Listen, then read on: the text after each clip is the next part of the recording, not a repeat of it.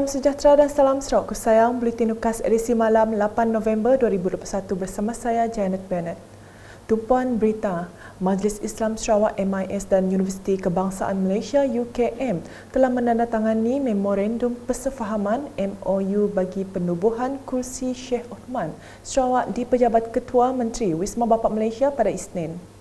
Menurut Ketua Menteri Datuk Patinggi Dr. Abang Abdul Rahman Zahari, Tun Datuk Abang Openg, penubuhan kursi Sheikh Osman Sarawak itu akan memperkukuhkan hubungan di antara Kerajaan Sarawak, MIS dan UKM.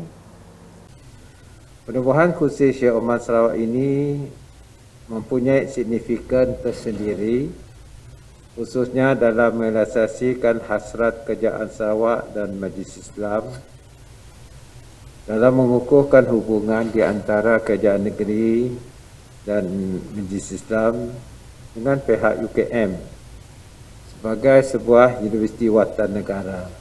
Pada majlis itu, Ketua Menteri Datuk Patinggi Abang Zahari dan Menteri Muda di Jabatan Ketua Menteri Hak Ehwal Islam dan DBKU, Datuk Dr. Abdul Rahman Junaidi telah menyaksikan pertukaran MOU di antara Yang di-Petua MIS, Datuk Misnu Taha dan Naib Chancellor UKM Profesor Datuk Dr. Muhammad Ikhwan Toriman. Tambah Ketua Menteri lagi, penubuhan kursi Sheikh Osman Sarawak di UKM merupakan manifestasi kepada gagasan besar Kerajaan Sarawak dalam sektor pendidikan.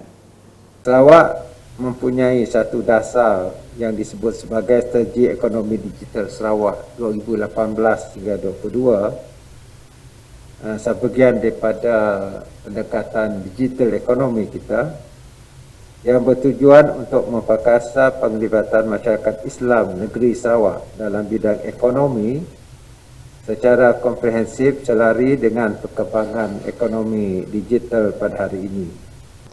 Sehubungan itu, beliau menzahirkan ucapan terima kasih kepada UKM serta menjunjung kasih kepada Tuanku Chancellor UKM, Tuanku Mukris Ibni Almarhum Tuanku Munawir dan seluruh kepimpinan dan warga UKM di atas kesediaan dan kesudian mengusahakan penubuhan kursi Sheikh Osman Sarawak di UKM. Berita selanjutnya, Jabatan Sukarelawan Malaysia Rela Daerah Beluru menerima peruntukan projek Kecelua Bandar MRP berjumlah RM10,000 daripada Menteri Muda Kerajaan Tempatan Datuk Dr. Penguang Manggil di Pusat Khidmat Dun Marudi pada Jumaat. Peruntukan ini akan digunakan untuk membaik pulih bilik gerakan rela di daerah Beluru. Pada masa sama, Datuk Dr. Penguang turut menyerahkan bakul makanan kepada petugas barisan hadapan yang bertugas di kawasan Beluru Lapuk. Antara petugas barisan hadapan yang menerima bakul makanan ialah Klinik Kesihatan Beluru, Balai Polis Beluru, Rela Beluru, Jabatan Pendaftaran Negara JPN Beluru dan Pejabat Daerah Beluru. Dalam pada itu, kestabilan politik sangat diperlukan demi untuk kelangsungan agenda pembangunan Sarawak. Menurut Timbalan Ketua Menteri Datuk Ahmad Douglas Ugat Mbas, sokongan berterusan kepada Gabungan Parti Sarawak GPS amat diperlukan dan jangan terpedaya dengan cakap dan janji pembangkang yang selalu menjanjikan sesuatu yang manis, tetapi mereka sendiri tiada rekod kejayaan sebagai kerajaan seperti yang telah dicapai GPS ketika ini.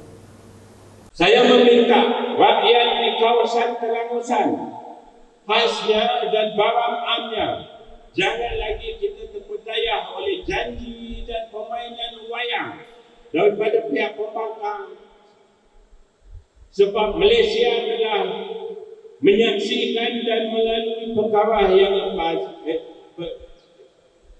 dan melalui perkara ini selepas pilihan raya umum ke-14 dengan rakyat Malaysia memberi undi kepada ada parti saya nama sebut. Kita tahu apa maksud parti itu. Tapi mesti mau sebut sebab ini ucapan dari yang berhormat menteri.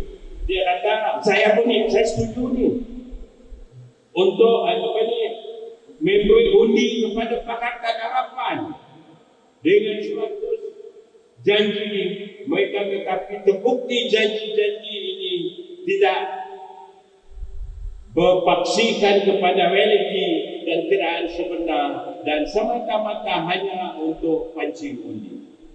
Katanya menerusi teks yang dibaca Ahli Parlimen Baram Anyi Ngau dalam perasmian jawatan kuasa perhubungan parti PBB Peringkat Kampung Dun Telang Usan di Dewan SJK China KITI pada Sabtu. Tambahnya lagi adalah menjadi tanggungjawab setiap ahli PBB dan GPS memperjelaskan perkara sebenar dan sentiasa berwaspada agar tidak termakan dengan janji-janji manis pembangkang. Sementara itu, pengurusi Jawatankuasa Perhubungan Parti PBB peringkat Kampung Dun Telang Usang Dennis Ngau berkata, penubuhan Jawatankuasa ini di peringkat kampung bertujuan menerangkan tugas dan peranan Jawatankuasa di peringkat kampung bagi menghadapi pilihan raya negeri PRN Sarawak ke-12. Kita ada hampir 60, tak silap saya 70, Konsulat Jawa beritahu saya semalam, kampung yang sudah dibentuk Jawatankuasa ini. Dan jumlah ahli kita, semua AJK, daripada 15 AJK di kampung yang kecil sehingga ke kampung yang besar seperti Long Bemang, Long Pedian, Long Pilah, ada yang sampai 100 ahli komiti mereka. Terdahulu, setiausaha politik kepada Ketua Menteri yang juga pengurusi pengelola Majlis Jawatankuasa Perhubungan Parti PBB peringkat Kampung Dun Telang Usang, Charles Balan Seling, Ketua Pemuda PBB Telang Usang, Kaunselor Dominic Nyurang dan Wanita PBB Telang Usang, Kaunselor Margaret Nawan menggesa penduduk di Dun Telang Usang terus memberikan sokongan kepada calon PBB GPS pada PRN Sarawak ke-12 akan datang. Manakala di Tamin pula, 7 buah rumah panjang yang tersenarai di bawah projek penambahbaikan Rumah Miskin Sarawak PPRMS bagi fasa 2021 bagi kawasan Dun Tamin menerima bantuan bahan binaan. Simbolik penyerahan bantuan itu telah disempurnakan bekas Ahli Dewan Undangan Negeri Adun Tamin, Irsinia Christopher Gira Samban dan turut dihadiri setiausaha politik kepada Ketua Menteri Edwin Batan, kaunselor-kaunselor dan kaki tangan Pusat Hikmat Dun Tamin. Antara rumah panjang yang menerima bantuan bahan binaan ialah Rumah Sylvester Jelian Sungai Buloh Selangau, Rumah Arun Batang Oyak Selangau, Rumah Ancan Jalan Diji Selangau, Rumah Magdalene Entayang Melinau Selangau, Rumah Rantai Sebinte Sibu, Rumah Pom Siong Tengah Sibu dan Rumah Pansi Siong Ili Sibu. Irsinia Christopher dalam pada itu berharap bantuan tersebut sedikit sebanyak dapat meringankan kos ditanggung penduduk untuk membeli bahan binaan rumah panjang mereka. Sementara itu, di Dun Repok, bekas Ahli Dewan Undangan Negeri Adun Repok, Datuk Seri Huong Tiong Si telah memberi bantuan bekalan makanan kepada 12 pintu rumah panjang Empaling. Bantuan itu diserahkan Wakil Datuk Seri Huong, Kapitan Ling Dien Yong pada Sabtu. Seramai 63 orang penduduk di rumah panjang tersebut telah menjalani Perintah Kawalan Pergerakan Diperketatkan PKPD selama 7 hari berkuat kuasa 6 November lepas. Barangan sumbangan berupakan makanan asas telah dibungkus terlebih dahulu sebelum diserahkan ke rumah panjang bagi memudahkan proses penghantaran kepada penduduk. Sehubungan itu, tuan rumah yang mewakili para penduduk merakamkan penghargaan dan ucapan terima kasih kepada bekas Adun Repok di atas bantuan tersebut.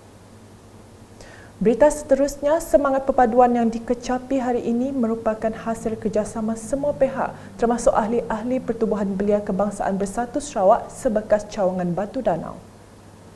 Pengurusinya, Paulus Palu Gumbang berkata, ini adalah kunci kepada kejayaan kehidupan dalam pelbagai kaum khususnya di kawasan Dewan Undangan Negeri Dun Batu Danau. Demi mengekalkan kestabilan politik dan sosio-ekonomi Sarawak khasnya di kawasan Dun Batu Danau, semua lapisan masyarakat harus bertanggungjawab memelihara keharmonian kaum. Katanya semasa berucap merasmikan penutupan program pemantapan keluarga bahagia di Dewan Bidang Limbang pada Sabtu. Ujarnya, kerajaan GPS telah membuktikan prestasi cemerlangnya dalam menerajui kepimpinan Sarawak menerusi lebih 82 inisiatif yang memfokuskan kepada pembangunan dan kebajikan rakyat.